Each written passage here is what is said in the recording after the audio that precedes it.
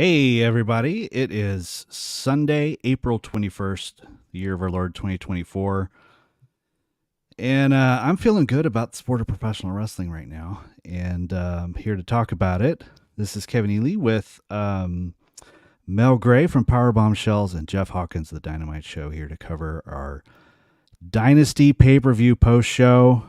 And I guess we'll just get right into it. Mel, was this a great wrestling show or the greatest wrestling show? I'm going This straight was into a that. damn great wrestling. Like Sam and I earlier today went down it, and even we were talking about the 0 hour, and we're like, this would be on a main card in the like upper mid. This would not be like a starter. This would be. We are so spoiled right now, and this card was stacked. And I said this earlier, and I will say it again. I dare say this is some of the best build AEW has done to a pay-per-view, including just building the one big giant match that was on there, notwithstanding the others that came along. Like, she went to Revolution earlier this year, but Yeah. I mean, it's the second best AEW pay-per-view of the year. Yeah. Jeff, I set the bar high so you could come bring some reality. Tie a string to my kite and pull me back to the ground. No, I liked the pay-per-view a lot. I've had at least 3 DMs going, you're going to go on and trash this thing, aren't you? I'm like, I'm not saying expecting you to trash it. No, just a voice of reason, my friend. Here is what is annoying People me. misunderstand just trashing it for bringing us all down to reality. Let me explain what is annoying me right now. Because it is a forced narrative, and I knew it was coming. On Twitter, is that this show, oh man, this blew WrestleMania Night 2 out of the water. And if you don't, I wouldn't say that. I wouldn't say you're not a real professional wrestling fan. I am seeing these types of things, and I am just sitting back. Oh, and if you don't like that, you're like Fightful, who takes all their news from WWE PR, which also isn't true. Good God. I love you, tribalists. But no. I think I might have liked this better than Full Gear from a couple years back. I actually think this might be the best AEW pay-per-view. Ooh, ever? Like, including this year's, like, because that Revolution show, like, Sting's retire. I mean, we have to remember that the Revolution show. Okay, let me put the judge of when I say best pay-per-view. I mean, there are other pay-per-views where the highs were much higher. I think. Yeah. I think that Sting retirement match is probably my favorite match this year, but there wasn't a stinker in the bunch on this show. No. And the ones that you thought would be bad, or not bad, but less than, over delivered. I think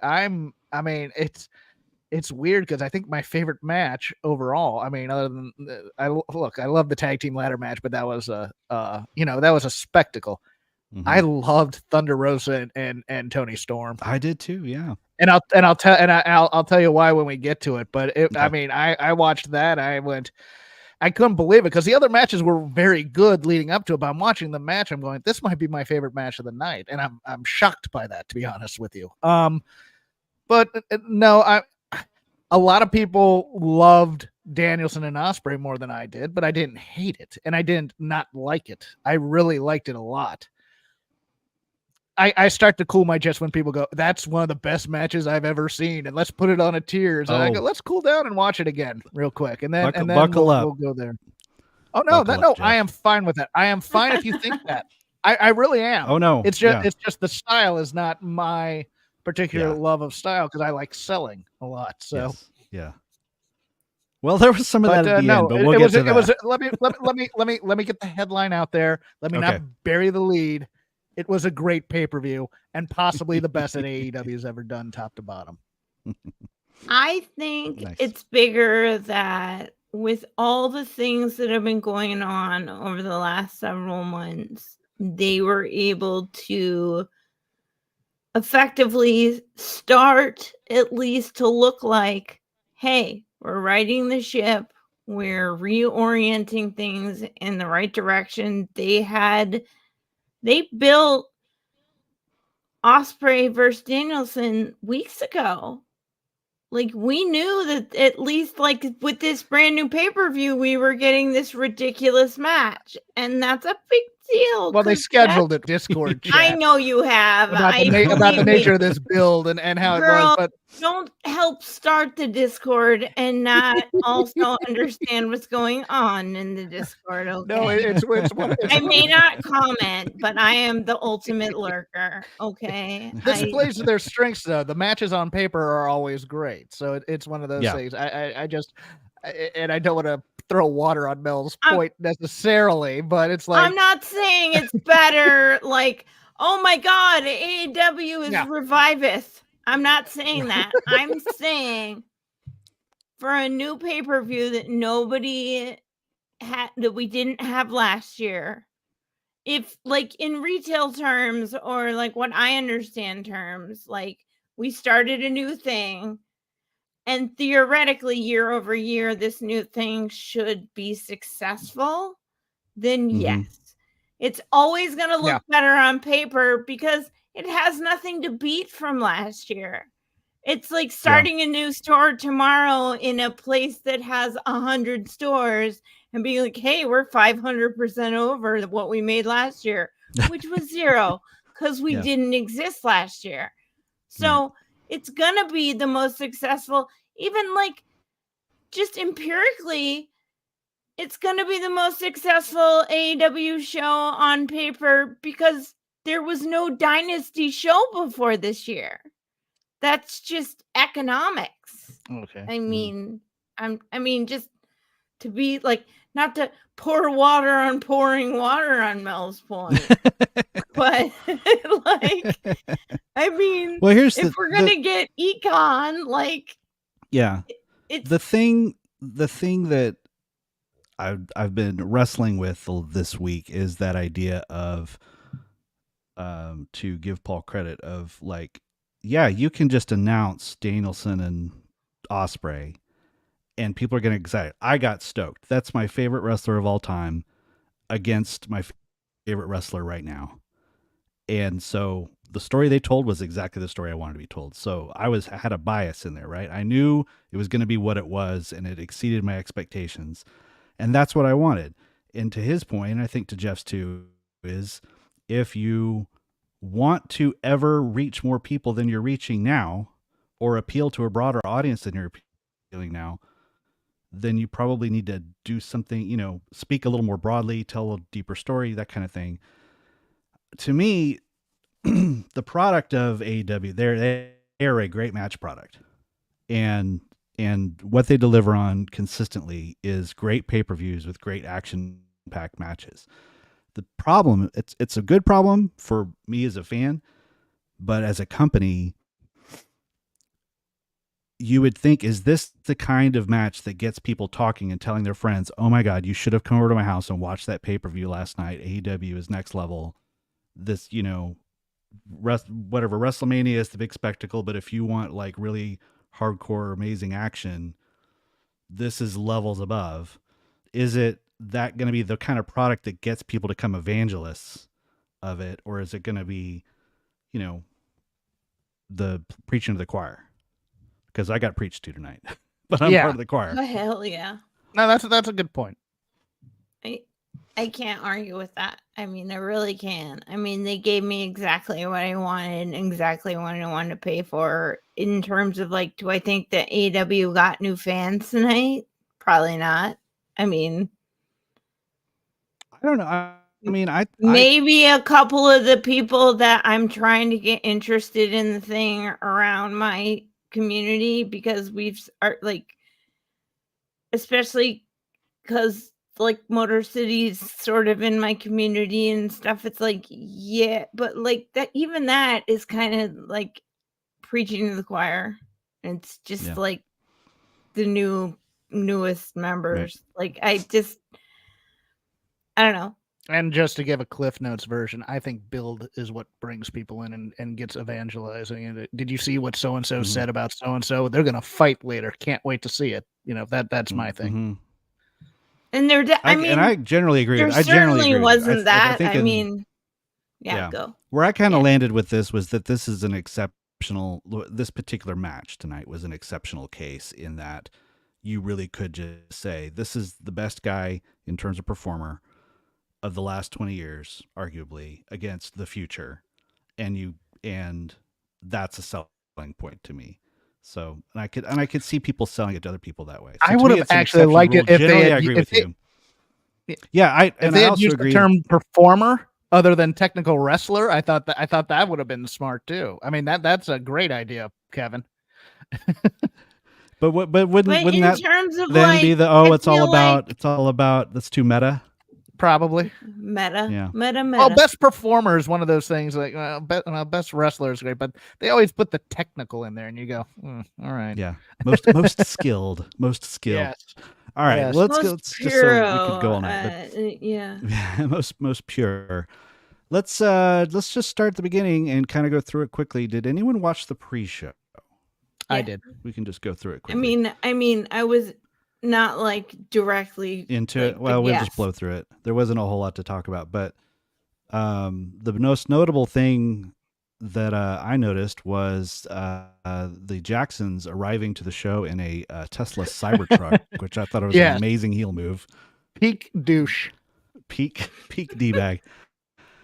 It'd be awesome if they had even mentioned that they'd just taken it in for the recall to get the accelerator fixed, because they just recalled all the Cybertrucks. It's only funny because my husband works for a company that has to service these guys. Oh.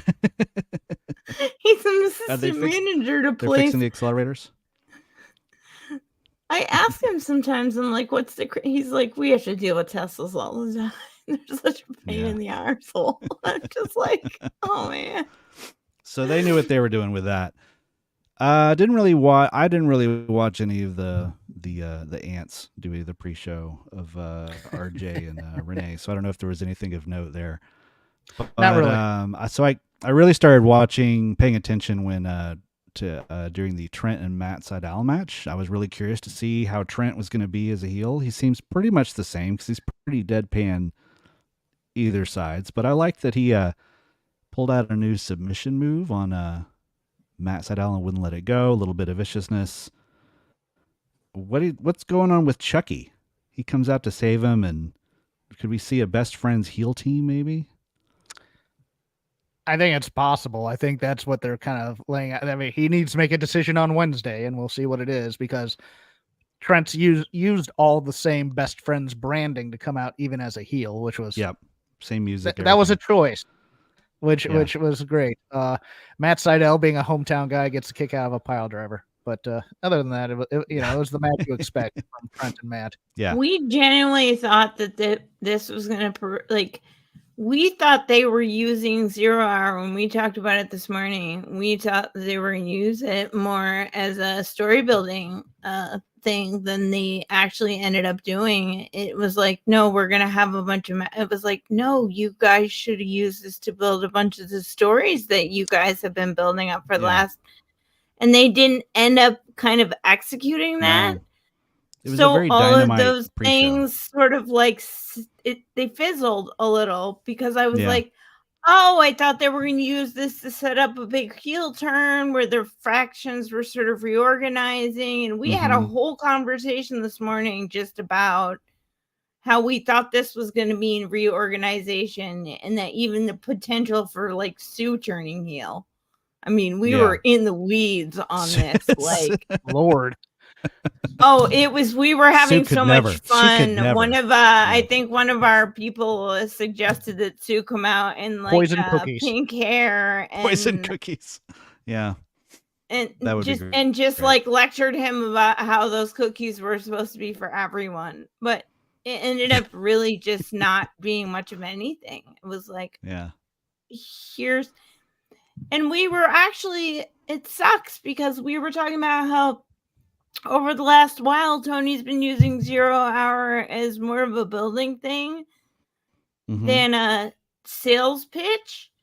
Whereas tonight it went the opposite direction of that, where it felt like, here's the sales pitch. And it was just weird after talking about it with a bunch of people that were interacting with us saying, oh, they could do all this great stuff with it. And it ended up ultimately being like, match, buy our pay-per-view. And I was like, hey, it's 2001 again. Well, I thought they did a good job of playing the video packages on the pre-show. Well, yeah, need those, because otherwise, how would you ever like be able to use your calculator? I'm gonna give you shit for that. I'm sorry. Shibata and Orange Cassidy defeated Shane Taylor. Shibata and Orange Cassidy went right out of the match. Shane Taylor anymore, a pretty basic match. I actually like Shane Taylor in this match. Yeah. He does that spot where he puts Orange's hands in his pocket over the turnbuckle ropes, and then punches trapped him. I think that and then he chops the crap out of him. It's a great spot, and it got over too. I mean, they put it over huge on TV. Go-Go was on commentary. And I think they're building to punch versus punch between Cassidy and a Go-Go. Oh, that's a good call on that. Yeah, because that would be why a Go-Go would not be involved in this match right now. That's eventually going to get to that. But this is the feel good. Hey, New Japan guest in here, get a cursory win with our indie, and we please the crowd by showing them Orange Cassidy and Plain Jane. So yeah, perfectly fine. Then a match that I was kind of surprised ended up on the pre-show, but it was a perfectly fine way to end the pre-show. The Acclaimed Daddy Ass versus the Bang Bang Gang, which they did not bill as Bullet Club Gold when they were introduced. They just called them the Bang Bang Gang. So I guess they're leaving that behind. Max Caster worked a little blue. There was a tweet from Dave saying, I think Max is going to get in trouble for that one. So he might have gone a little. I quote tweeted that tweet. Bars. I quote tweeted that. I said, Dave, forget it. It's Chinatown. Yeah. I'm sorry I missed that tweet. No, I don't think, he should get in trouble. I saw a lot of people in the Twitter sphere, especially female users, really turning on Max in that promo. The blatant homophobia is back with Caster, which is interesting. Sam was unhappy this morning. I'll say that. Yeah. And we talked about it. It's very weird. They have that weird innocent it's like this almost like elementary school dirty joke thing going, where it's it's creepy, but they're so innocent about it. But then he just sort of like, no, he's just creepy. So sweet. The match was like, it's not 2020 or 2002 anymore. So probably not. Yeah. Yeah. Yeah. Samantha sums it up here. She put in the line. Let's see. I'll let her speak for herself. I don't like to speak for my pals, but Samantha says, I just turned it on just after, but get him the hell off my TV. So that's strong opinions. Let Bowens go on a single run. A lot of people are saying that. Well, what if this is the seed planting? Could be. I don't know what you do with Max Caster. I don't know. I mean, beyond that gimmick, what does he really have? Yeah, but he could come out, be a heel, and kind of sure, but we only have 28 heels of Bruin right now. I know. Yeah. I mean, it's going to end up being like WWE, where there's like 3 baby faces and 3,000 heels. Yeah, they'd end up feuding with each other, and then they'd just be stuck with each other for a while, which is, the match was generally what you'd expect. Nothing really stuck out to me. Other than Jay White, after getting the crap kicked out of him on Dynamite for what seemed like 45 minutes several weeks ago, got a clean pin on Billy Gunn to win the titles. Just pretty dominant. I mean, they just straight up won it. So who knows? They'll probably be feuding for another 2 years, but I like the Bang Bang Gang getting the 6-man titles for now. What do you guys think? I'll go ahead. I mean, I want Jay White to be a singles wrestler on the TV because that's where he belongs. And that is going to be my stance. I will die on that hill. Jay White is a star. He can be a star. Give him any material. But if they think that the best place for Jay White is with the 6-man, and then they're going to, like, is the 6-man going to be on ROH or is it going to be on AEW? I would think AEW because I think it's probably eliminating the ROH titles. Yeah. And the trios title. So it's just going to become a 6-man title that is on. It's probably be the AEW trios title, and that's it. Then I guess, I mean, if anyone's going to lead the charge for that, then it should be him. I mean, he could theoretically become sort of the like Ishii of the situation, like you know how like the open weight title is like Ishii's belt forever. And I mean, we could do it that way. It's just that seems like a monumental waste of Jay White to me. But if it gets him on AEW TV for now to get him into the mix, great. I think separating everyone else from Jay White and letting Jay White go on the singles run is the best. Jay White is so good. And he can do everything, and that's great, but stop using this amazing wrestler to build your guys. Like, do something else. Like, he's so good. Put him on the main card. Swerve, I mean, we'll talk about it, but people are going to need challengers, and that guy is the man. That he's so amazing. Like, as a New Japan person, like, because I just watched him on New Japan. So I just hope this is some sort of way of like getting him detached from those belts and helping those belts build themselves with the people involved in them that aren't Jay White. It's like everyone not named Jay White should be building that, in my opinion. Yeah. I thought Daddy Ass had a decent night, even though he was very potty mouthed. Yeah. I think the best thing for Jay White would be if they toughened up the guns instead of making them flunkies. But I don't think there's room for Jay White at the top right now. So that's kind of what I think too. Is like there's just not room right now. So make him the number one guy in another division. Yeah. If he's the lead guy in the trios division right now, then. But you could really build that. I guess we're spoiled AF then. Yeah. you could build that stable if you gave the gun some credibility, but they haven't given him any credibility other than weird comedy spots. Well, then hand it to him. Then give him the keys. Don't like mess around with him, because this is a guy who, honestly, even if the Japanese had leaned into what he was doing, would be in a better position than they are right now. Like, yeah. All right, so let's get to the main show. Full bias here. Jay White bias right here. Hello. I'm sure he'll be fine. He'll be fine. All right, main show. This feels like 3 days ago. Kazuchika Okada beat Pac for the Continental Championship. JR was on the call. They did that. This is the only time they did it, I think, when Renee came out stage side in between entrances to do a little like ESPN style sideline interview kind of thing, previewing, this is what so-and-so told me in the locker room before they came out. Okada, people were very into Okada. They were very into Pac. Like people were ready for this show, I think was the vibe I got at the beginning of this match. They were chanting right off the top. It was a pretty easy crowd. Okada, my takeaway from this match was Okada is the best old school heel running right now.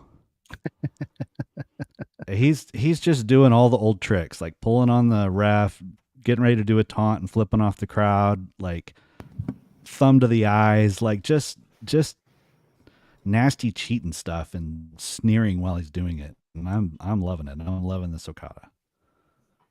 I think the only other instance you're talking about was Jim Ross in the lead up to the main event talking about Samoa Joe. He'll usually come down, sit down to talk to me. Oh, but yeah. today he was offset. I Yeah. agree with you. I love that Okada's just, it's weird because he's still Okada. Right. And I know it's one of those things, but it's like, this is an old man Okada run in some ways. He's gonna play the hits for you, but he's also not gonna play the hits for you, which is great to me. I Right. loved the middle finger thing was fantastic, and just it just reminds me of that first or not the first one, but the Triumph the Insult Comic Dog sketch where they went down to the Star Wars premiere. And they brought in the guy dressed as Spock with the middle finger walking around. Yes. That's one of my favorite walking around the ring doing that to everybody. That's one of my favorite sketches ever. When he asked the Darth Vader guy which button on his suit tells his mom to come pick him up. Who will step up and marry this? I will. And then Smigel just loses it. But yeah, no. This. You know what was funny to me is I didn't notice the size disparity, even though it's obvious. I mean, Okada's like 6'5" or something. Pac is 5'8", I think 5'9". It was one of those things where it's like they're all moving so fast and fluidly. I didn't even notice the height discrepancy at times. Yeah. Go ahead. We genuinely thought that this might be a sleeper, and I think it's cool that they led with this. We had even messed around with the idea of them leading with Danielson and Ospreay, just because Tony has a tendency to just blow your mind sometimes. But I was like, oh, this is great. Like, this is a really hot start, actually. And those two are really, really, really talented. Pac doesn't get nearly the credit he deserves. And Okada's Okada, and you knew he was going to step up to the plate. But good Lord, like, it lived up to what I was hoping for, and it was a great start for the show, and I just felt so good, and you guys like nailed it. I'm so excited to get to. We talked about how this, like, it's not a dream match, but also it's a match that you never expected that you might see, and it ended up being this remarkably fun, like, Okada can do what he wants now because just like a lot of people, he can kind of like chill out a little and really play around again for the first time in a long time. And I think he did tonight, and it was great. I liked that they gave Pac the standing O spot. It seemed planned for them to, Okada just left and they let Pac rise to his feet, and everyone gave him the thing and started chanting "He's our bastard," which I thought was fun. So that was an interesting little babyface spot for Pac, who continues to come out the heel entrance. He's got that Daniel Bryan attitude, or Bryan Danielson attitude, where I'm no matter what you think, I'm gonna tell you I'm a heel. Okay, next match was the Rated R Chicken Hawks of Adam Copeland, Eddie Kingston, and Mark Briscoe against the House of Black. It took me a second because all three guys had belts, so I was like, "Wait, are they like the 6-man?" And then I remembered that all the good guys all had singles titles. It's nice to see Mark Briscoe on AEW proper pay-per-views regularly now. I didn't really have a lot of thoughts about this match. It's one of those ones where it's like there has been a bit of a feud. There's a whole story going into this, but I couldn't probably tell it to you other than the time that Mark Briscoe tried to burn Buddy's face off, I think, with the pyro that one time. But it just felt like a regular 6-man match, like a Dynamite match to me, except for the clear build to Malachi and Adam. I did like how they were teasing Adam Copeland and Malachi being the showdown throughout it. And Malachi was like dodging him, and then finally blew a crap load of mist on his face. I mean, he was covered from like head to chest and got the pin. So this is just, nice, clean pro wrestling booking. The champion gets pinned, and we'll probably see Malachi go for the title soon. Anything you guys noted? Mel, what were your thoughts? I mean, it was in and out of this one a little bit because I knew I wanted to watch it, but wasn't like, oh yeah. I'm When the second match on the show is the bathroom break. I know, but there was so many other things on the list that like interested me. But in the end, I like House of Black and I like what Brody King is doing, and I don't know. This was the one that I was like, run around and grab things. Make sure you're doing stuff. So I didn't get as close of a like, you know. Yep. I thought this should have been the bunkhouse match of the weekend. Oh yeah. Of all the matches that you could make a bunk, this one should be it. Yeah. Briscoe was instead of doing it last night, they should have saved it for tonight and done it. Yeah, I agree with that. Go ahead. No, I agree with that.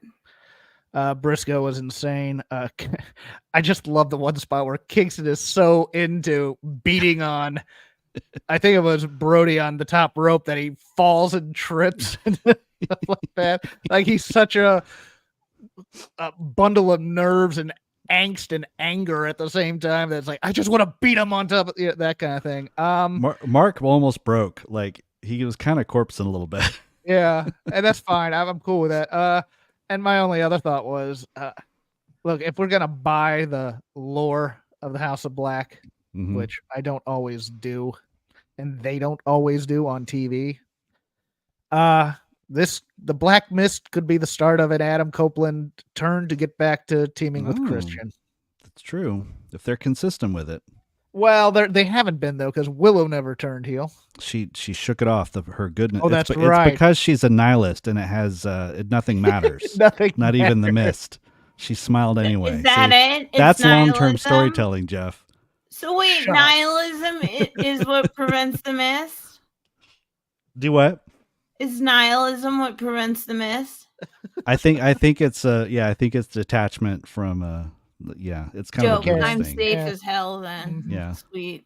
I do not scream into the void, and I'm like pure nihilist.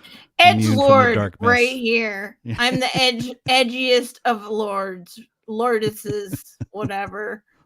So I'm cool. I'm good. Safe.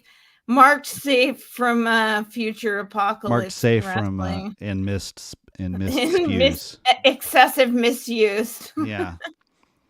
So they immediately followed that up with Julia Hart coming out for her match with Willow Nightingale for the TBS title. There was some chatter around that the match might have a lot of smoke and mirrors because Julia's kind of hurt, but she didn't really seem that hurt. I mean, she pretty much just did a normal match. She was taped up, but they didn't seem to be, it was kind of toned down a little bit, but nothing major.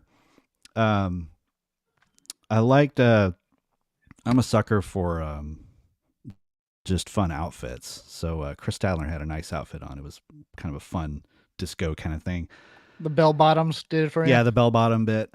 And let's see. Stokely was on commentary. Willow's family was at ringside, if that's not a tell. And let's see. They did a pretty straightforward match for most of it. Mercedes was caught doing the WWE sideways stare into the monitor so blatantly that I almost wondered if it was like a rib. Like if she's actually, and like, is she really that programmed to do it that way, or are they doing some kind of weird meta thing where she's the WWE diva coming in and going to be the bad guy? I don't think they're thinking it through it that much, and that's just the way she does it. Willow wins clean as a whistle with the Dr. Bomb, and crowd loved it. Everyone loved it. Willow was just a great baby face in there. Chris came in and did the best friends hug. So we did get a best friends hug with there. And then just like every time Willow gets a moment to shine, Mercedes has to come out and ruin it and steal it for herself. So she came out to, I guess, challenge or just say that, she's got next. They plugged Double or Nothing. and nothing really happened after that. So, what were your guys' thoughts? Jeff, you're gonna be at Double or Nothing? Yeah. Are you this year? I am. Nice.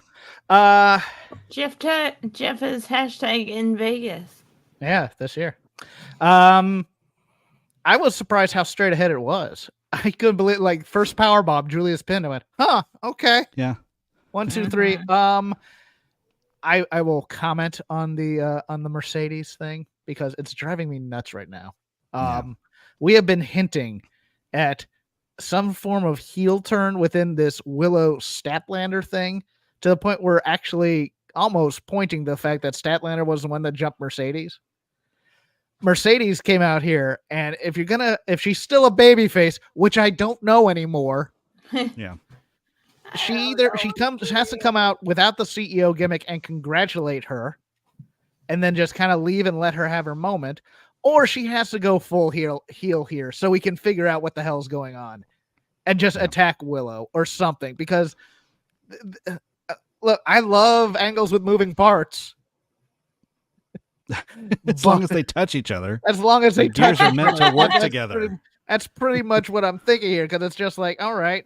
So we have Statlander teasing she's turning heel. We have Stokely kind of ambivalent about the whole thing. And then we have Mercedes coming out of the babyface tunnel in full gear, upstaging, doing the false modesty babyface character, which is the worst thing ever because everybody knows what it is. So it's like, let's just make a decision and go with it here, kids. And that was my issue with it. But overall, it's a light match for the most part.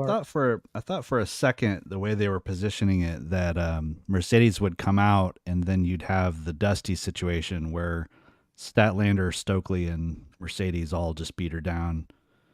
And Mercedes has a new entourage. She's basically got the bodyguard, and Stokely is the mouthpiece.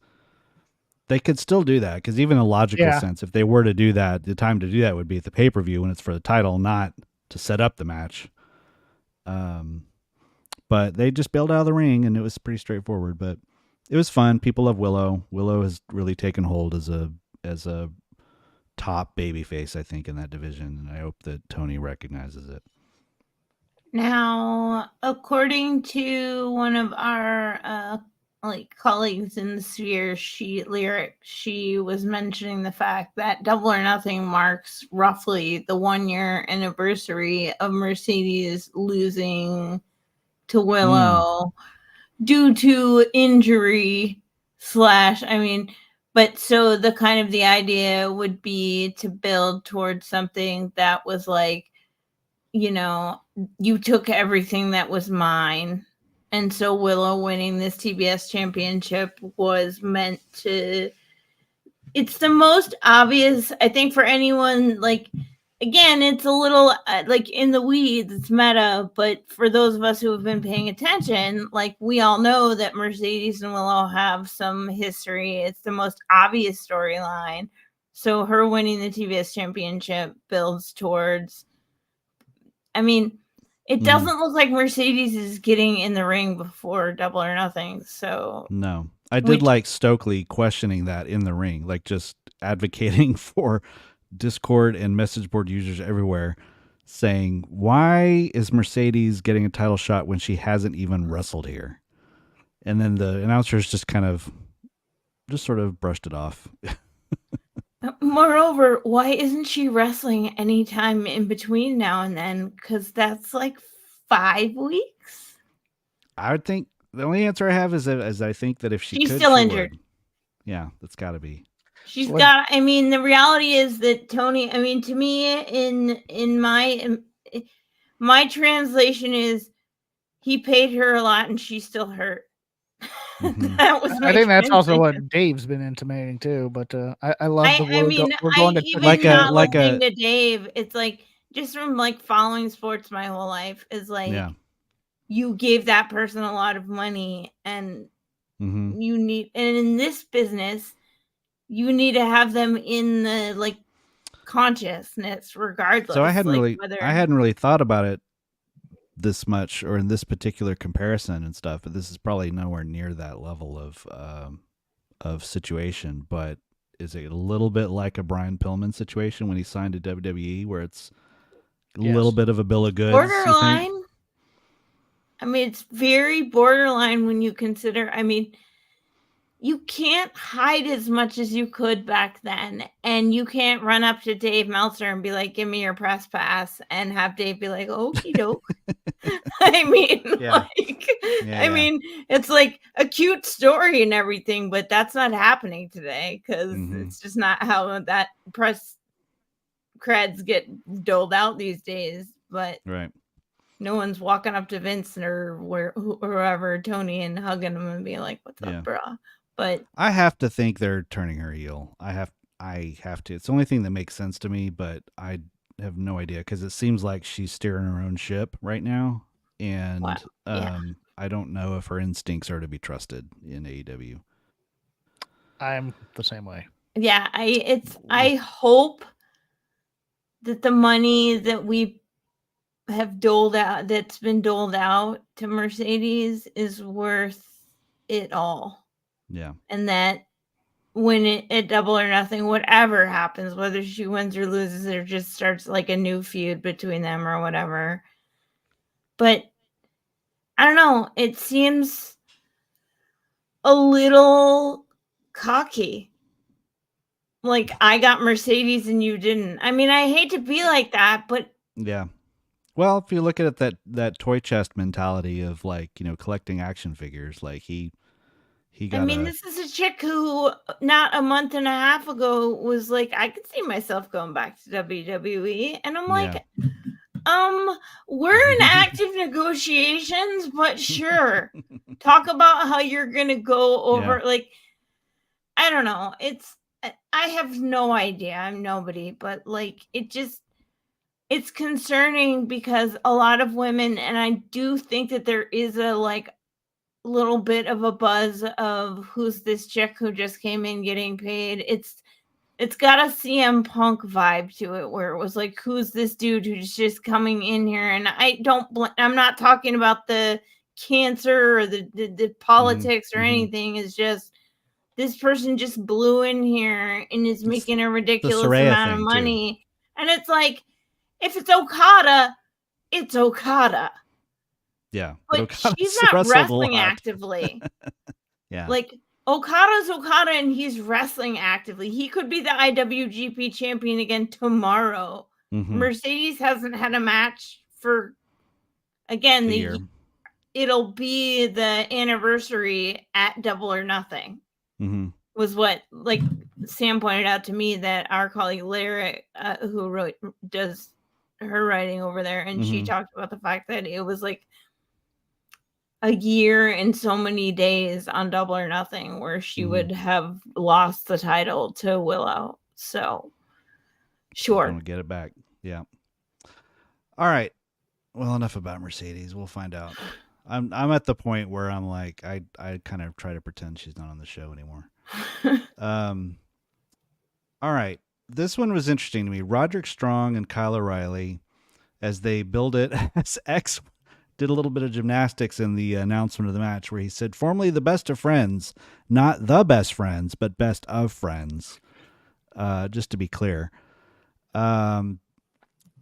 This was, to me, exactly what you'd expect from them, from two people who are really good at what they do, who completely know what to do with each other. And to me, it was one of those examples of, this is a really good match that I don't really care about. It just meant nothing to me.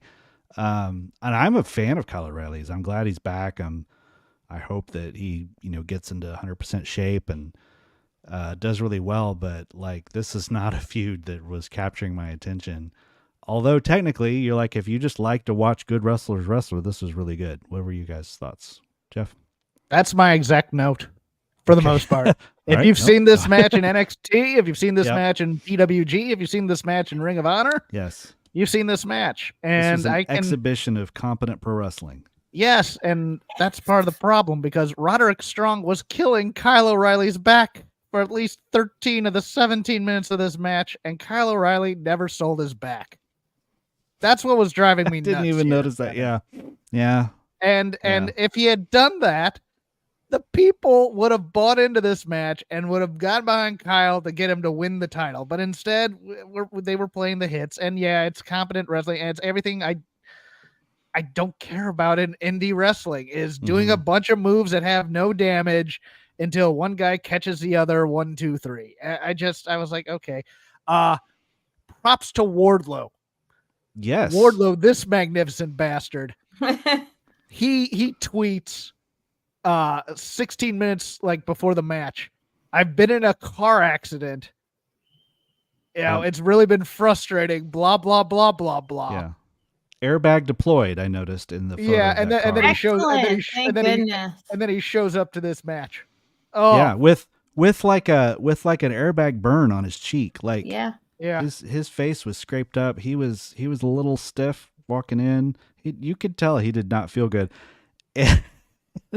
That was the weird. I called it a walk-in. I thought it was a work at first. I didn't notice that. I thought it was a work after he came out. I thought he was trying to work the net, but it may have been. And I just was reading it, like projecting a red, that he just had a red mark on his face, and I just assumed that's what it was. But that was the weirdest run-in because he just sort of walked in, took 1 foot into the ring. The ref told him to go away, so he did, and it had no bearing on the match. Other than like a mild distraction, like it's not like Roddy was about to lose, and it was just the weirdest thing. And then and he's just sort of there, and I was like, well, what was he even doing? And then Roddy, I will say that what's the move called, the end of heartache? When he launched him. He launched him. He launched him 3 feet in the air. And that's one of those things where you're like, these are people who trust each other, that he would not do that to someone else. And so then the most exciting part of the match probably happened when Adam Cole returned and emerged like Lazarus from the tomb, rose from his wheelchair to a huge pop, probably the biggest reaction of the whole segment, and walked to the ring without a limp, and then proceeded to give Wardlow a death stare into the ring as he walked past him to celebrate. So who knows what's happening? I can walk. Yeah. I am. You know what? It's weird. This feud hasn't happened yet, and yet it feels like it has happened. Yeah. And I'm so done with it already because I'm just like, the Undisputed Kingdom never really established themselves as a badass, as the baddest dudes on the block, as a gang, and we're already splitting them up. We talked about this. Yeah. I hate it. So yeah, that's all I have to say.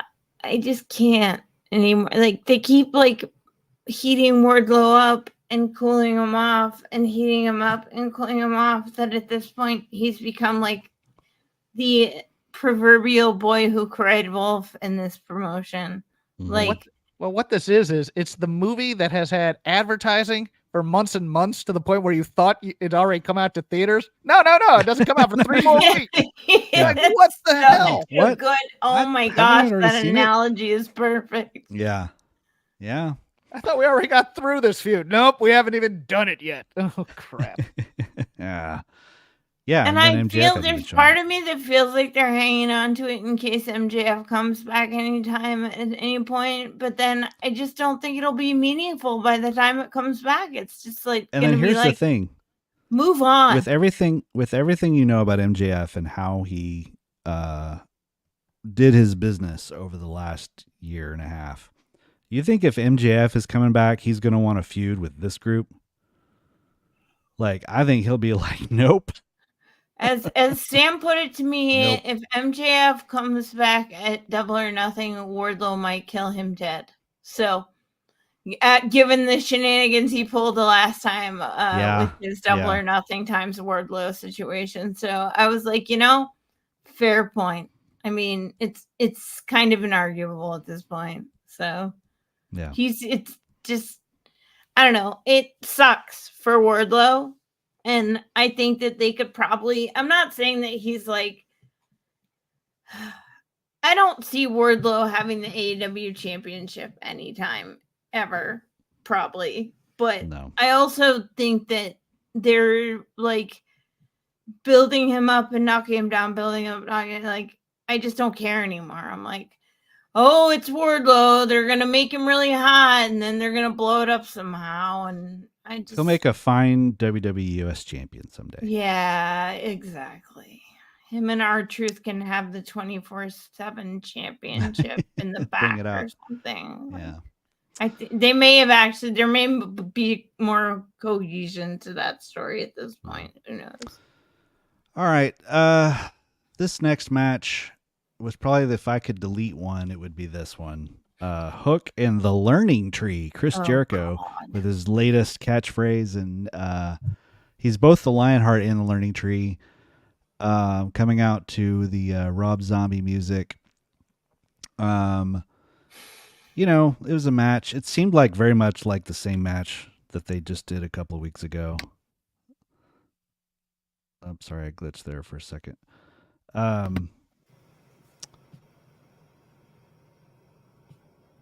We're here. I'm sorry. I'm here. I was hearing weird clicks. I thought it was my computer shutting down. No, you're good. Hook throws Jericho around, launches him into the steps. Lots of T-bones. A crazy T-bone suplex off the side of the ring into a table. Jericho, man, Jericho agreeing to that. Look, it's funny because like Hook, but you need to be a bit more technically sound before you start throwing guys through tables. That's all. Right.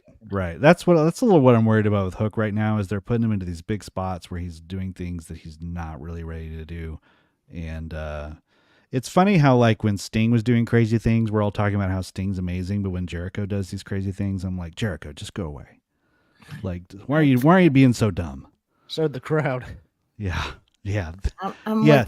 They started chanting "Go home, Jericho" during this match. This is the first time I've seen literal "Go away" heat in a long time. Ozzy sucks, which was amazing. They do not want to see him. Go ahead. Kevin, they don't want to see him anywhere near Hook. I liked this match. I'm with them. Did you?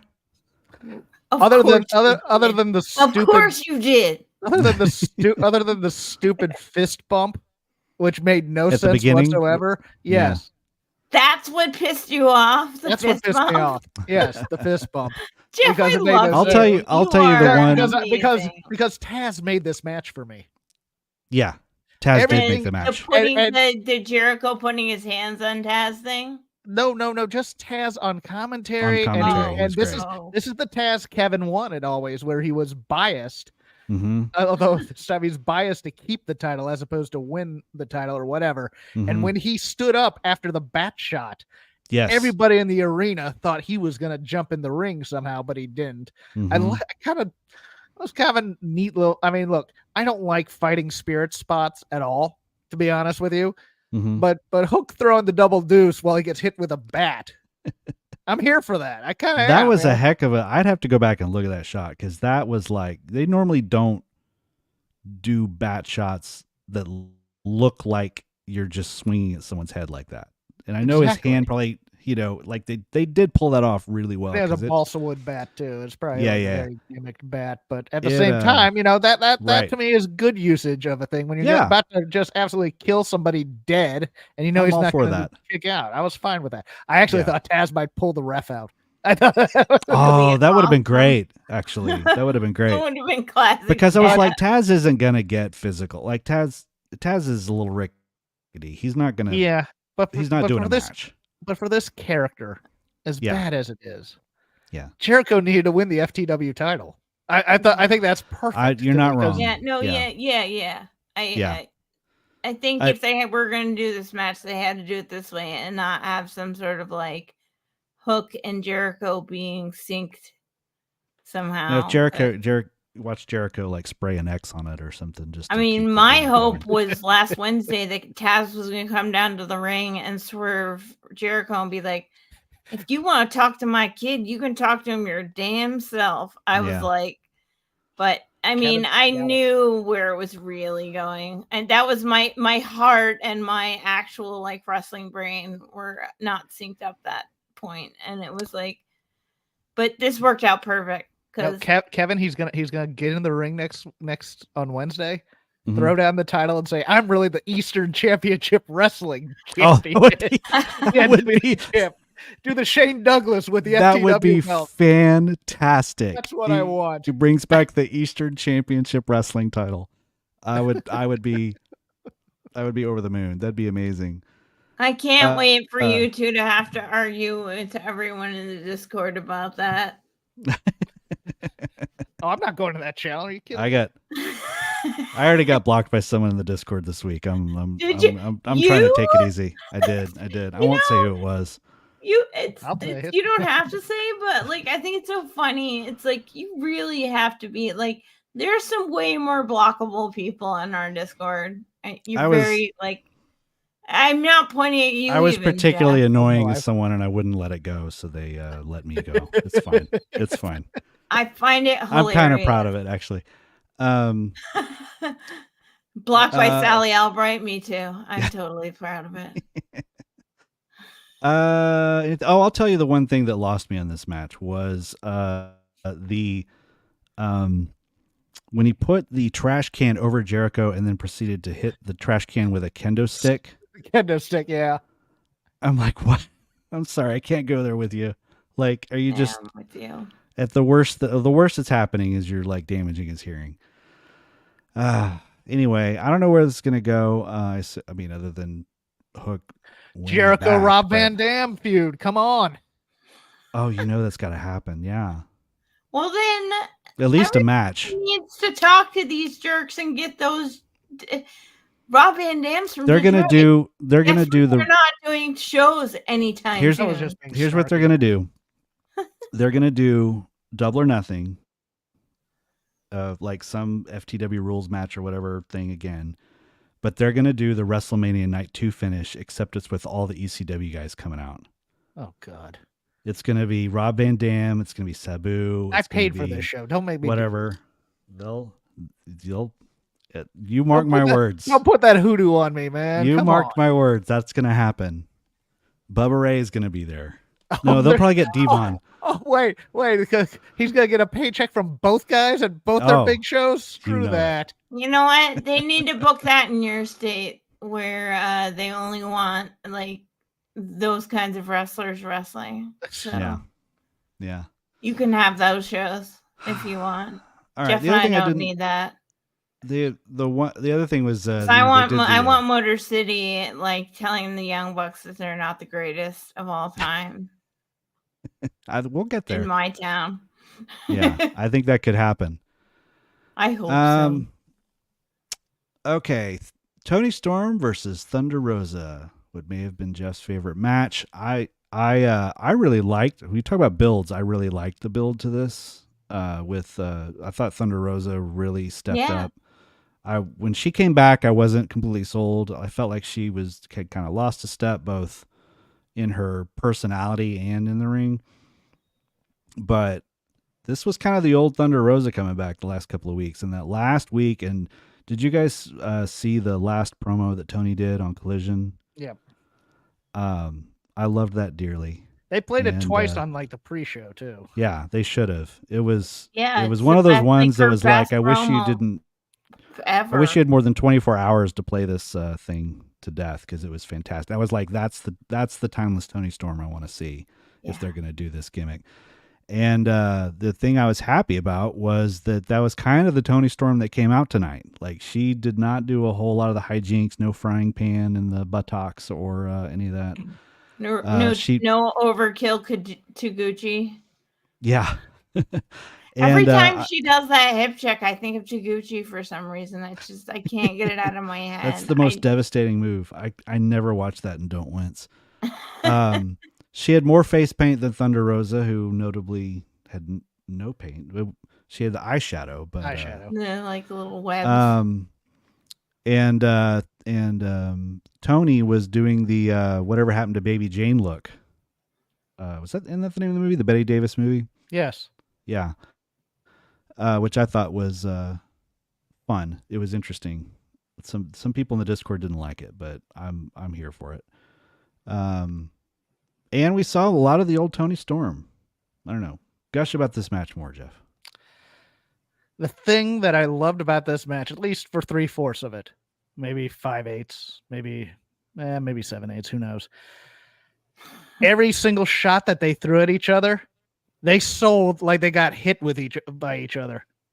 Yeah. I loved this. This was totally an 80s old school match. Yeah. Where they're punching and chopping each other, trying to wear each other down. Then they'll do a move, and the move hurts.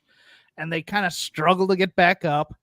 And they come back at each other again. I adored this match for what it was. I thought, and by the way, not only was possibly the promo of Toni Storm's career, even though it's still in character, as much as we don't like this character, but having sex with demons because her bedroom's in hell is great. But Thunder Rosa's promo last week was fantastic. Yep. On Collision. And I was here for this. And Thunder Rosa felt like, and there was heat to this match. Thunder Rosa felt like she was coming in for a fight on this match. And yeah, you can wear your little clown paint or whatever, but I'm going to punch you in the face right now. And now it's the time to wrestle. And then somewhere in there, Tony goes, oh God, I got to wrestle her and get out of it. And she's kind of fighting for her life. I adored this match. She was doing all the things you wanted Deonna to do. Yes. And all the things I expected Deonna to do. I expected Deonna to kind of be a little more Bryan Danielson-y in doing it. You know, a lot of small joint manipulation and trying to do submissions and whatnot. I will say this. The cameraman and Mariah May knew exactly what they were doing with the apron spot. And I'll leave it at that. I think. That was yeah. But you know, and yeah, there's a little screwy of a finish. Although Deonna Purrazzo is the one that makes no sense here. Just because remember, she's more obsessed with Mariah than maybe, but match. she kept shoving Thunder Rosa away when helping her and stuff like that. Why would she come out and help her now? I guess I don't know. Maybe I think you're right on that. But overall, I liked this match a lot more than I had any right to, and I can't stop gushing about it because I really liked it. I'm just excited that they had all this like pre-build for the women's matches and that this like made sense and it wasn't some out of left field thing, and that it continues to culminate in a story with these, like they're building something. And this is like the best Toni Storm she's been in AEW by far. Both Thunder Rosa and Toni cut like their best promos so far in AEW. And I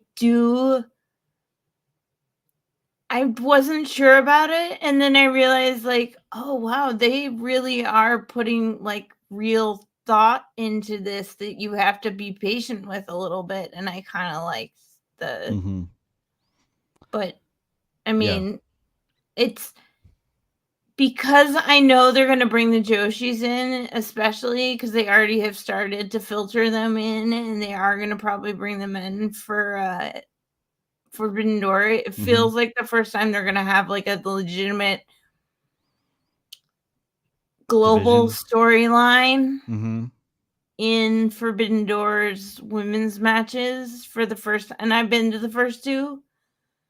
And it was mostly just like throw a women's match on there. I feel like this could be the year that they actually have a legitimately built, because there's enough inter-promotional storylines that they could have these people fighting on there meaningfully, like some of the, like Will Ospreay and Kenny Omega did last year in Toronto. Like, I like the crowd got into the match too. Yeah, me too. Yeah, they liked both of them, and were really behind Thunder. Like Tony's interesting because they do treat her as the heel, but they still love her, so they love everything she does. Yeah, she's really finding. It's like she was integrating very uncertain with this, but then she figured it out and hit a stride. And when she realized it could work, she figured out to lean into this. She's figured out she's figured out what's working and what is not helping, and is dialing it in really well. So I think she's got some more legs as champion for a while, and the Mariah story is still out there. You know, they wrapped up. This is kind of a long-term story of like Tony and Thunder. Tony being the champion, who was first interim champion because Thunder had to give it the belt without losing. So she's always kind of had that mark. So it was kind of like Tony closing the door on the final like caveat to her title to being the champion, you know? So it was like there was a little bit of real sports in there. Yeah, it's really good. In its own they way. can build future with Thunder Rosa that won't include a bunch of drama. Yeah. For sure. All right. It's time to talk about the dream match that determines who is the best in the world, Bryan Danielson or the other guy, Will Ospreay. I went blank on Will Ospreay's name for a second. So anyone interested in a healthy and probably annoying debate about this, go read the Dynamite Show thread in our Fight Game Media Discord, where Paul Fontana and I went round and round and round and round and round and round and round about it. To the point where I'm having you co-host this week, by the way. Okay. Nice. You should. Yeah, it'll be a 6-hour show too. It'll be great. Sweet, that's fine. I'm down for that. I'd listen. So like I said, I was good with this was like if there's a put it in my veins match, like this is it for me. And so I've got goosebumps at the very beginning. I'm like, making sure to take the bathroom break before it starts, like just everything. And I think most of the people watching the show and in the arena probably felt the same way, because you just felt the energy crackle when this started to happen. The entrances, when Bryan Danielson came out, when his music hit and he came out and he, they put up the graphic of his name and he just looks at the camera and goes, "Here we go." Before he walked down, I thought, "Oh, it's on." Like, I was like, "Oh, he just told us he's got something planned." And they sure did. I don't even know what the time was on this match. I didn't. 32:40. 32:40. I figured it would go between 30 and 40. Age match that shit. Yeah. And it went by fast, I thought. Even though it started, you could tell they were going to go long by the way they were doing it. They were taking their time. But this was one of those matches that felt like that first, to me, that 2019 feel, that 2021 feel of AEW, where the bell rings and people just immediately are on their feet, like when Danielson fought Omega at Arthur Ashe, or Moxley shows up, or things like that, where people were just like, they did an AEW chant 5 seconds in, and sometimes that can be annoying because you're like, it's too easy a crowd, but it's also like, the people got what they paid for. I don't even want to try to run down the whole match. I didn't take a lot of notes. But there was some crazy stuff happening. There were some sequences in here that blew my mind. The one late at the match that stuck out that I think I would probably go back and go my all-time highlight reel was Danielson. I don't think I got it all. Danielson was going for the Basaiku knee, went for it. Ospreay caught him to do a power bomb, dropped him, teased a Styles Clash, pulled him back up to do a power bomb. Danielson turns it into a Hurricanrana that Ospreay flips out of to his feet, goes for a hidden blade, misses, and then Danielson hits the Basaiku knee again. And this all happened in about like 7 seconds.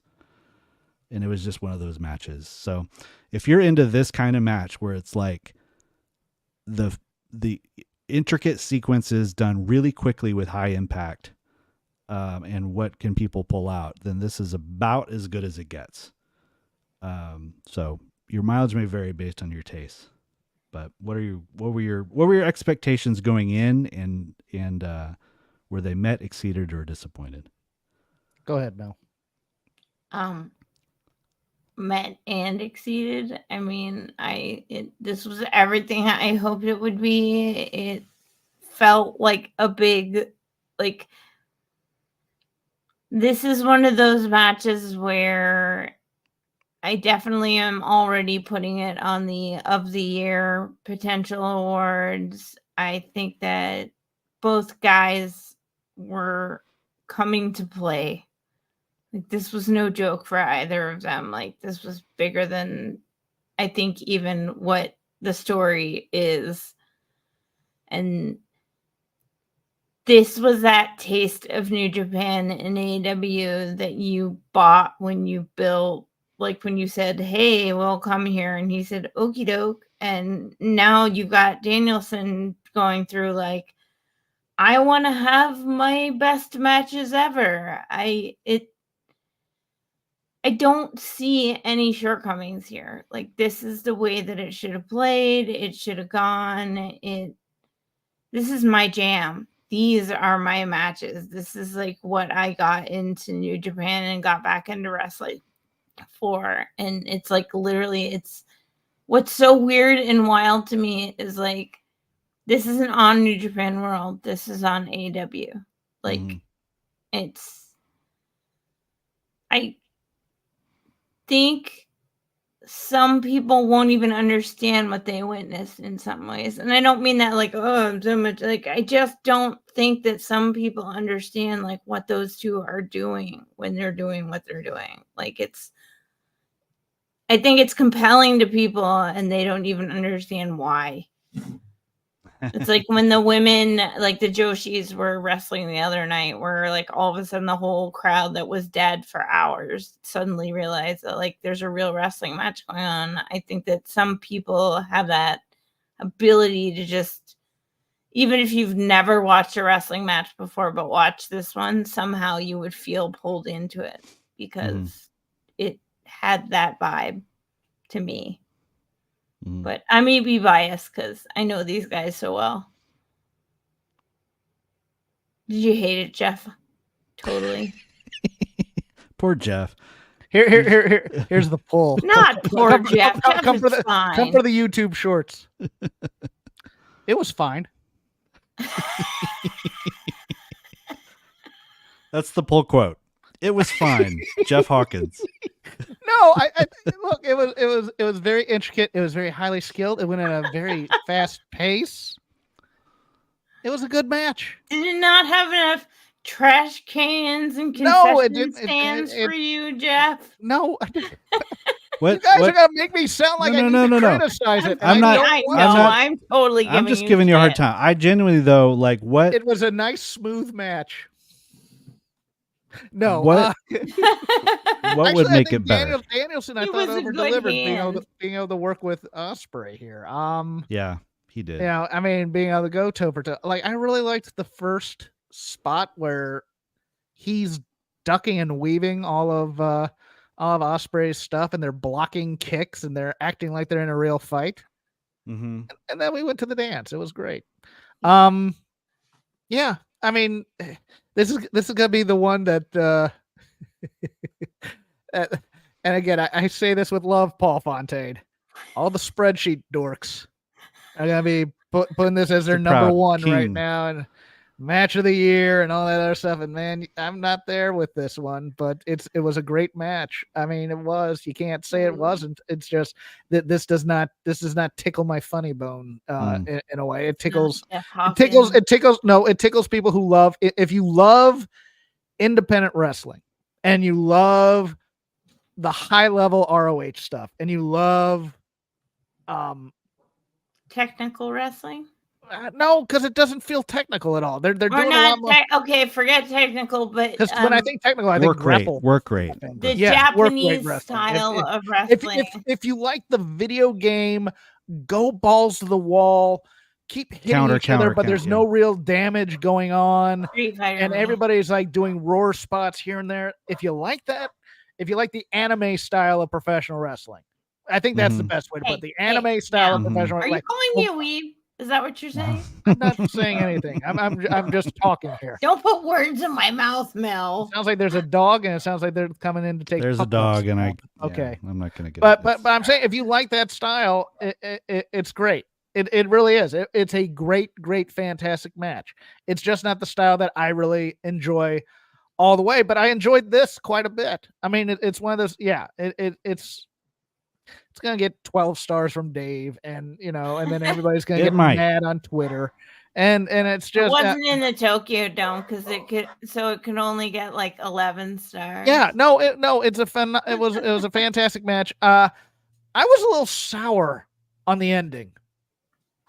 Oh, I love the ending because I think it's mostly not the ending, but just Bryan doing another injury angle here. Yeah. I was too. Which I think it is. It feels like this is what Danielson loves to do, is to manipulate people with his cells occasionally. Yes. Like he did one of these where he's having like a seizure type thing. Yeah. At one and time, they said they weren't going to do that anymore. Yeah, and it feels like he's doing that, and it feels like he's doing that in service of turning Will Ospreay babyface. Yeah, well, when they first did it, I thought, oh gosh, and I was like, surely this is not. But he's so dang good at it. I'm like, I've never prayed for an injury to be legit. It's like, I hope that's legit, because if they're doing this as an angle. I thought I was there like that, and I'm someone who is an epilepsy patient. Like, I am controlled, and I have had but it was I'll give him credit, because for half a second I was like, it's one of my favorite wrestlers actually having like a literal seizure here, because I've never seen it. Because I'm usually like the ones that I had when I went unconscious, you obviously can't see yourself when you're unconscious.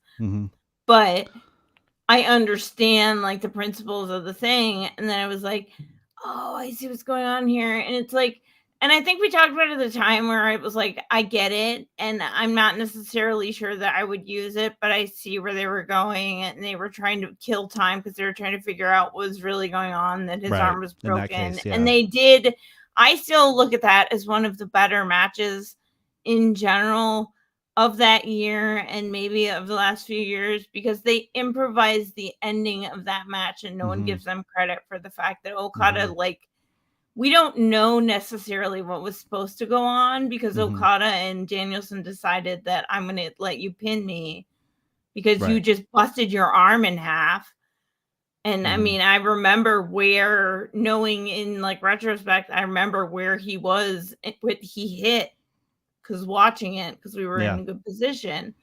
And so it was like, the whole thing put together, it was like, I didn't like it, but at the same time, when you look at wrestling's history, this comes straight out of like a wrestling playbook. It is, but with Danielson, because of his history, we should be further apart, but with him, and the reason that it was such a problem is he's a person who did have a seizure at ringside, and so he's had a neurological and a cervical spine, and that's injury. What I don't like. And that was the only reason that I will agree with you on that, is that it's cute if you don't have like a legitimate like neurological disorder. Yeah, like, I feel like it's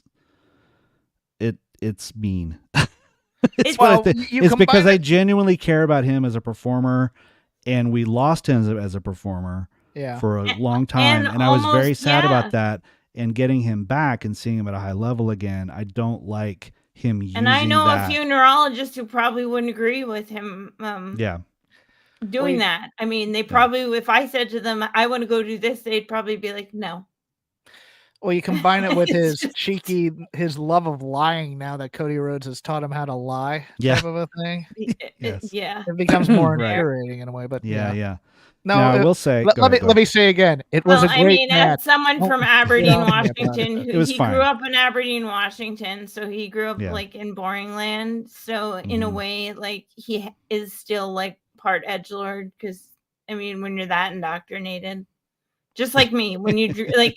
When you spend the first like 18 to 20 years of your life in a small town in a weird part of the country where like no one knows where you're from.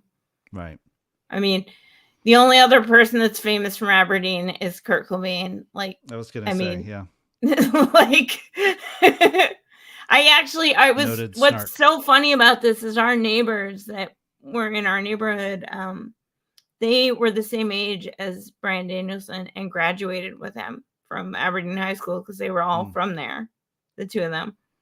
And it was hilarious because I remember them telling us about this around a dinner table because they were like, you guys are into wrestling. You would know Daniel, and they were like talking about him by his like shoot name and their pal. And I'm just like, this is weird. But I also fully realized like he grew up on the like Pacific Coast version of the kind of town that I grew up in. And so I get the like angst and the having your nose stuck in a book because there's nothing else to do in your town. And I can relate to him on some levels. And then with the neuro thing, it's like, okay, stop being an edgelord. You have children. It's not funny anymore. Yeah. And I mean, again, as someone who was like totally like, I get it. I get why he did what he did for Rindor. It's fine. And I can say that with neuro problems. So it's fine. Like, yeah. Cut it out though. I think in his mind, he's it's to put over Ospreay. He's putting over Ospreay as a killer. They're putting over the Tiger Driver 97 as a killer. I will say, when I said I loved the ending, what I loved was that's the first time I've ever seen, and it may have happened before, and I just never saw it, that a wrestling match ended with a literal joust. That they just basically got to a point where it was like, end this now. And they looked at each other and said, we're just going to meet in the ring, and one of us is going to go down and the other one's going to win. Yeah, I like that. And Ospreay won. I love that. Someone brought up, I think in the Discord, of reminding them of the UFC fight that happened last weekend. The Holloway. The Holloway thing, where basically the same thing happened. They called it, there's like 10 seconds left in the match. They said, let's just throw hands until it's over. And one of them came out on top. And I wonder if they thought of that in that. Anyway, I love the ending. I love the match. I'm going to like hold back on saying like greatest or any of that kind of stuff, but it might be up there. If I were to make a list right now, it might be one of my favorite matches of all time.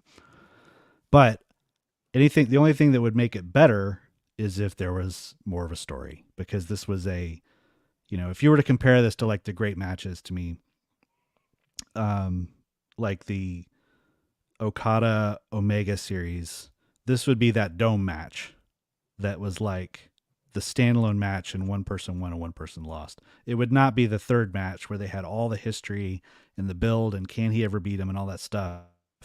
And that's the kind of thing you can only do with story. And this match just didn't have that. And to me, that's what kept it from being tippy top versus like top 5. So to me, it's still just amazing. Anyway, I want to make sure. I would have liked Don Callis to be a manager for this match as opposed to on commentary. Yes, he really is a good commentator, but it's just not a good spot. Like he does do interesting things that like where he points out little strategy points and things like that. But he either needs to be a commentator or a manager. Yes. It doesn't work for both. All right, let's get to the last two so we can respect everybody's time. FTR versus the Young Bucks for the ladder match. I felt really bad for these guys. I was like, you're doing a ladder match is basically a cool down, because the crowd was like, they were excited for it, but they were like pretty quiet at the beginning. And anytime you put people like that in the thing where they have to do crazy, crazy things to get people back in the crowd, I get worried. I'm not a huge fan of these matches. This is one of those ones where it's like, for what it was a great version of it. I'm not a fan of what it was. But at the same time, all 4 guys impressed the crap out of me. Cash and Nick in particular were the MVPs. Cash is the unsung hero of that whole dynamic there. That guy is always where he needs to be, and he always does what he needs to do, and he always goes all the way through. The way he dives out of the ring, full like Darby Allin, but somehow hits the brakes, like he can somehow pull a dive. I don't know how he does it, but like Darby will just go through somebody because he's 110 pounds or whatever, but like Cash is a big dude, and somehow he does that without killing people, although this thing came close. There was a Power and Glory off ladders, which was pretty wild. Shatter Machine off ladders. Hurricanrana, 450 into a ladder. Pile driver through a ladder. I mean, just everything. And then Jack Perry showed up in a Sting mask. Shocker. And not a surprise at all, but it was very satisfying, I think, to the people in the crowd, and they shot it perfectly. Yep. Because he came into the ring dressed. I love that he was dressed as Sting. Knocked the ladder over to keep, I think it was Dax from winning. And they wrestle him to the corner, go to the close-up when they pull the mask on, and he's already smiling when they pull it off. And it was just the most meme-worthy face. And then they escorted him out of the ring, and that was it. So I liked that that's all it was. It wasn't him posing with them at the end. The E oh, of the did he? Yep. I caught that. I didn't catch that. As he was getting escorted out of the ring, that's one of the shots that they showed of him. He's holding up the three fingers to the side as nice. an E. Yeah. So I like that they took him out and didn't have him like standing there at the end, and do a curtain call kind of thing. But yeah, what are you guys' thoughts? I love this match. Did you? I did, and I thought the same thing as you. It's like, man, this crowd is not into this, but I am, because it felt like a tag team match with ladders, as opposed to a ladder match for a lot of it. God bless the Bucks too. I don't talk about them in positive lights enough, but I have a heating pad on my back at night now for a while, and boy, they were getting thrown into those ladders early. Yeah. And I've noticed the blonde one has started dyeing his hair, so now I can't tell them apart again. It's beard and goatee now. Oh, is it? Okay, it's beard and goatee as opposed to blonde and brunette. Okay, cool. Good cop, bad cop, you guys. Yeah. Insane spots on this. The Dax pile driver spot where he actually, you know what that sound was him stomping the ladder the first time if you watch it. And then he does it again, and that's how it also kind of cushions the blow on the pile driver thing, because the ladder's falling, so he's not going directly into a stationary ladder type thing. It was kind of genius. Cash, anytime they face the Bucks, he decides to pull out some sort of flip. Yeah. Which, and it's always amazing, and you're like, wow. And then you go, he should do that more. No, he should not. He should only do this against the Bucks. It's fantastic. Dax splitting himself open to try and get this crowd into it type of a thing. But I mean, look, I'm a little bit with you, Kevin. I don't like these matches because I think people are taking too many ladders don't cooperate a lot, like animals and children in show business. Right. And it makes me especially with guys with knee issues like Dax has. I mean, both Jaxes were getting thrown these ladders like willy-nilly, and you're like, God bless them. They were doing it, but a fun match for me. I know the audience was cold, but I into it though. And I liked the end. You knew it was coming, and you still liked it. And I especially liked it was some people are gonna get pissy about it, but I like the stupid sell of a fan has jumped the barrier. Even though it's not a fan, I appreciate the effort. I appreciate the effort to try and sell me on something that's obviously false. Yeah. But no, I liked this match. I did. I thought it delivered. It was fine. I mean, I thought it was exactly what. That's great. No, it was exactly what you got out of this match. Exactly what you should have gotten out. Like, this was as advertised. Is one of those matches where it was like, this shook out the way it should have shook out with these guys doing a ladder match. Yeah. Like, it's... I will say I liked it a lot better than that cage match that was like match of the year a few years ago with the Penta and Phoenix that everyone loved, and I didn't like that match at all. I like this one a lot, and it's all because and that's not all because of FTR, but a lot because of FTR. Because and you hit the nail on the head. They act like a team. Yeah. And one of the things that they do really well, they did it in that chain match with the Briscoes a while back too, is that they never stop acting like a team. Sometimes it does go where it's two sort of individual brawls or, that kind of thing where, your spot and I'll lay out while you do your spot and all that kind of stuff. But they always plan their stuff out where it's like they feel like two people who are looking out for each other and trying to keep each other in the match. And that's something that really gets lost in these kind of crazy matches. All right. Main event. Joe versus Swerve. Swerve came out dressed in Wakanda gear, Killmonger specifically. And, for the real nerds out there, the bad guy. He was not Black Panther. Yeah, but that's fine. Killmonger Gold.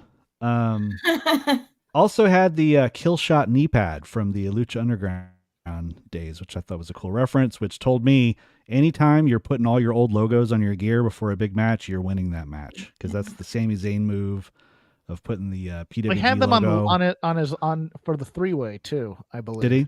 Yeah. Okay, Which made me think he was winning that one. Yeah. So. Then Nana comes out and drapes him in Jimmy Rave's crown jewel robe, which he's done a couple of times, which was a nice touch. I was very pleased to see that the crowd was not, that they were ready for Swerve. Like they were not. I was really worried this would be a very down match and would kind of end the show, sort of fizzled out. But they were like really into Swerve when he came out. I will say I was a little dazed, but during this match, because I found myself, my thoughts drifting. I was typing in the Discord, still talking about Ospreay and Danielson, and I had to kind of remind myself that the main event is on. But it was good. It was, Joe did everything he needed to do. Swerve was on. They laid it out pretty well. I love that they went right away to the top rope walk-off spot where Joe, walks off and the guy eats it in the middle of the ring, but Swerve knew it was happening, so he lands on his feet and nails him. This was a good payoff after that. But then Joe just turns it around again and like knocks him out of the ring, I think.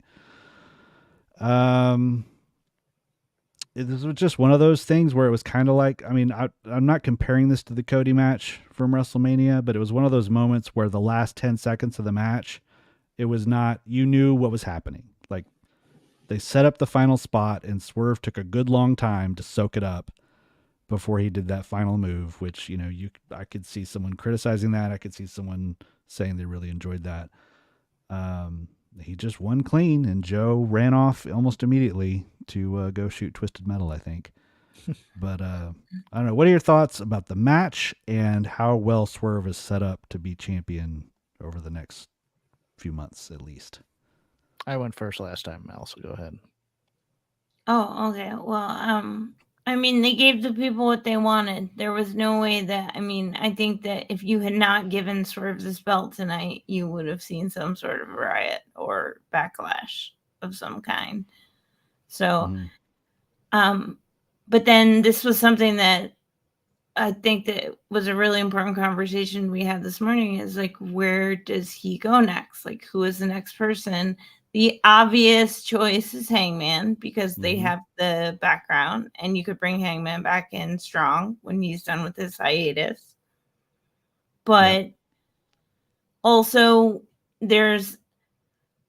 we know that Tony kind of had an idea for where his championships were going to be and who was going to have them potentially this year, and if he's able to adapt because of like, does this mean that MJF is essentially out of the picture for the rest of the year, or does he come back in? Because I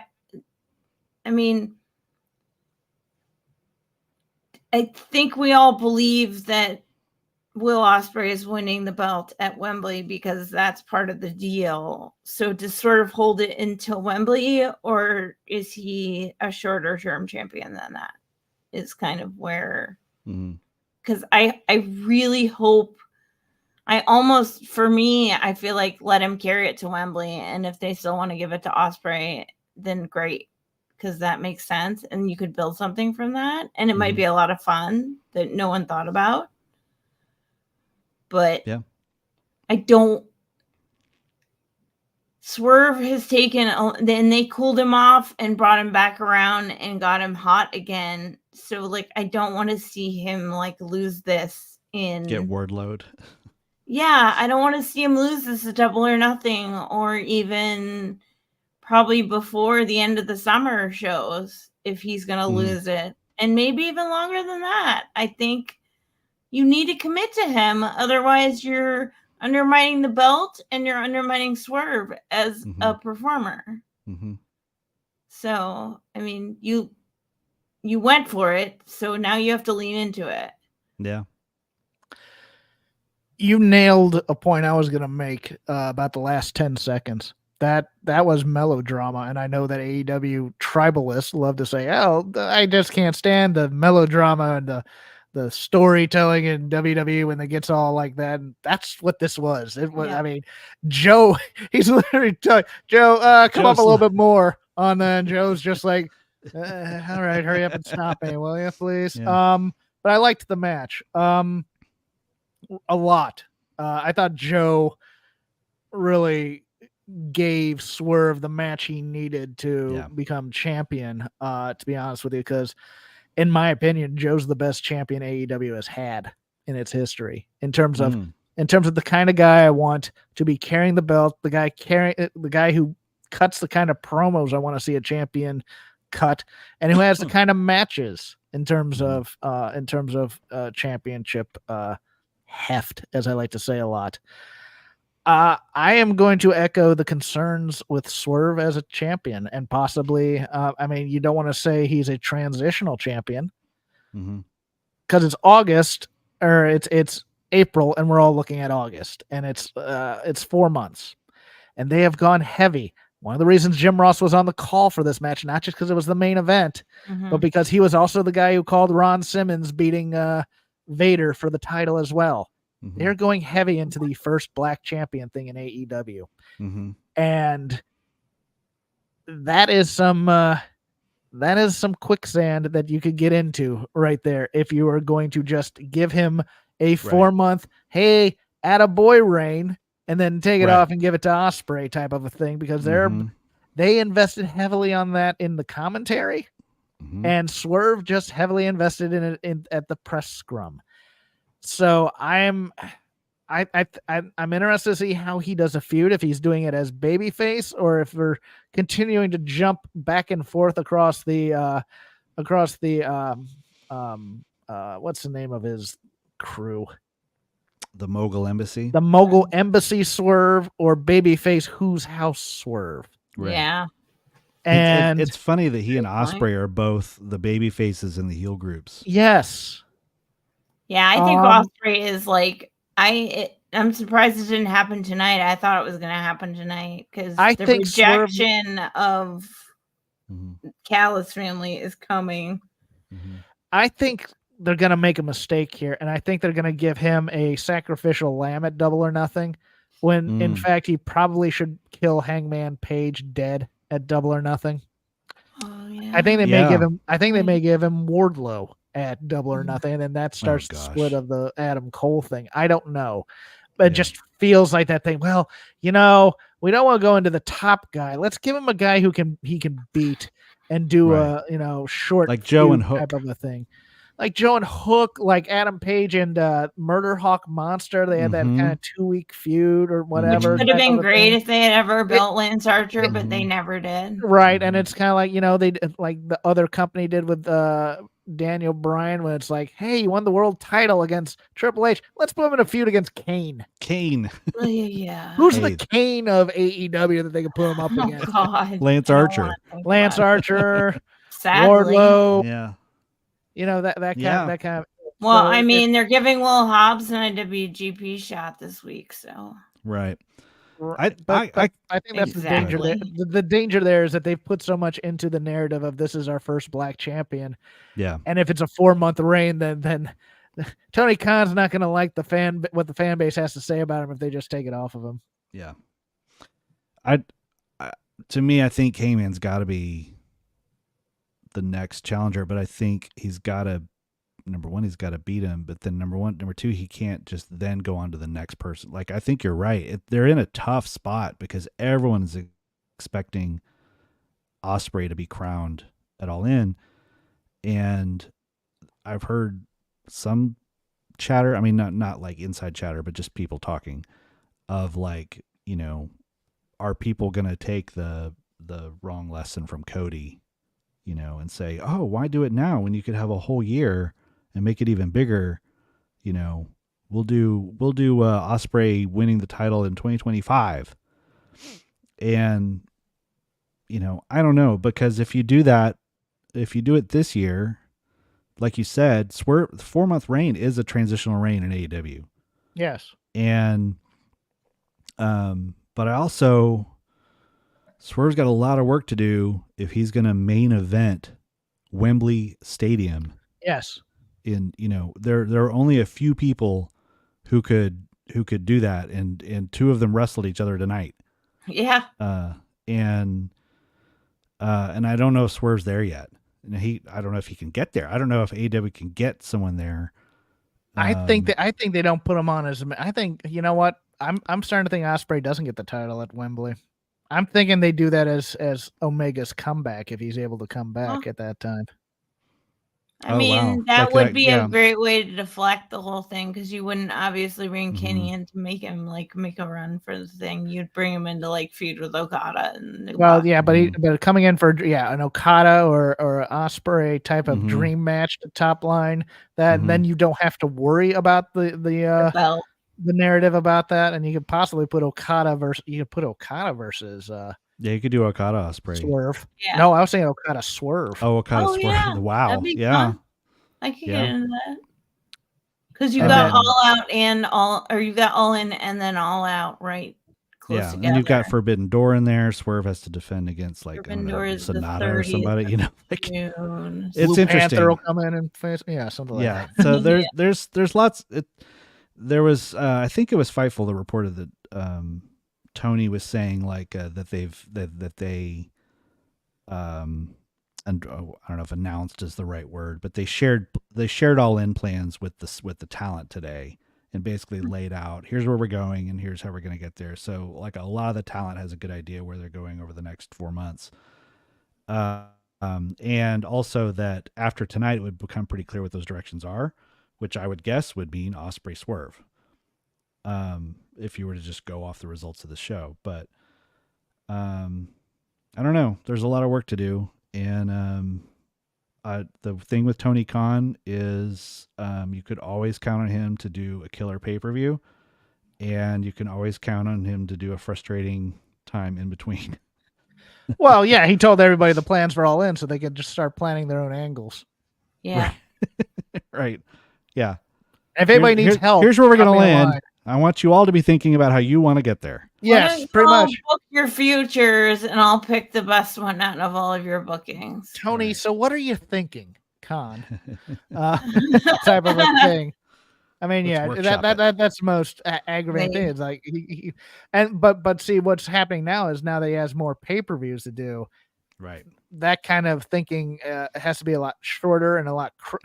Actually, it's weird because everybody's like, well, this will save him from having to book long-term stories because, we have a new pay-per-view. You have to do that quick and thing, but you have to get to the point right. when you book a 2-week angle or whatever it is. You have to, build and then figure out a way to get people who want to see it pay it off. So and also feed off in his worst instincts because you only have to build for 3 weeks. Yeah, I'm just thinking about Swerve as champion. Yeah, and it's gonna be. I mean, does he break off from Nana and the Mogul affiliates? He should. I think so, but everybody loves Nana as a hype. Everyone loves Nana. dance. Everyone loves the Nana dance, but he should go the Joe route and be I'm the consummate professional champion. Even Okada do we get Snoop Swerve Strickland? Well, that'd be fun. I mean, that would be fun. I would be all about Swerve, and he has Okada right there to consult with for working it out. So, because that guy did it awesome, so why not? I mean, for him, that would be great because he'd be able to do more like in-ring, like grappling and all kinds of stuff and stay off the ropes for a while and get healthy and be ready to destroy Ospreay in a major match. Like they could build that. I mean, maybe even win it. That was my biggest fear is like it's a big deal that Swerve won this belt, so it can't be that can't be the end. It can't be a flash in the pan, especially for AEW. Otherwise, you're not just undermining your belt, but you're basically not delineating yourself from the competition, as it were. Like you're just the same. Your belts don't really matter, and we're already right on the edge with some of those, I think. Yeah. I mean, we had a unification match tonight on purpose. Hopefully that'll stick too. So look, they've got a lot of talent. They've got a lot of ideas, and a lot of TV. So hopefully they will get there. They've also got a hometown show coming up in Jacksonville. Is it in Daly's place or is it just in a different place? I think it's in Daly's. They always use Daly's. I was assume it's in Daly's, but I didn't know. So that's usually like they usually use those as a little bit of a State of the Union kind of show, a little bit, so that Joe did a big, that was the first time I think we saw Suit Joe as champion. So yes, so we'll see from there. Let's see. I was hoping to go 90 minutes. We went 145, but it was enjoyable. Sorry. So thank you. 3-man booth. It's going to happen. 3-person booth. 15 minutes over is not so hard. No, it's not bad. All right, but I'll let all these fine people go. Thank you, Jeff and Mel, for joining and making this night really enjoyable. And thank you for all the people who are tuning in. Want to do some plugs. Mel, your show is a week from today. Yep, we are 1:00 p.m. Eastern every Sunday on this very channel here on the Fight Game Media Network, Fight Game Media YouTube, at Fight Game Media, at Power Bombshells, and we go live every Sunday at 1 p.m. Eastern, and we'll be back to our normal time. We talking our thoughts on this whole situation, plus whatever good Lord happens this week. Jeff. Dynamite show on Wednesdays, about 20 minutes after Dynamite ends. I'll be brokering a peace, not unlike Jimmy Carter, between Arafat and between Paul and Kevin here. I don't know. And then later this week over on Voices of Wrestling, Shake Them Ropes with Chris Novembrino. We'll see what he thought of the show and see if he agrees. I think that was a pretty great show. Yeah, great. And I'm just around. I'm mostly just popping in here and there. Sounds like I'm going to be on Wednesday, most likely. Yay. I don't know. I was joking about that, but if you guys want to do it, I'm fine with it. I'm fine. I've been threatening run-ins here and there, so you should do it. Might be a good one to do it. People like hearing your voice, sir. Well, thank you. I like hearing all your voices. Yeah, so I'll be around. Otherwise, I've kind of got the duty of hosting these pay-per-view post shows, so I'll probably be sending more invitations out from here and there from the Fight Game Media crew. And until then, we will wrap it up for tonight. Thanks for listening, and we'll see you next time.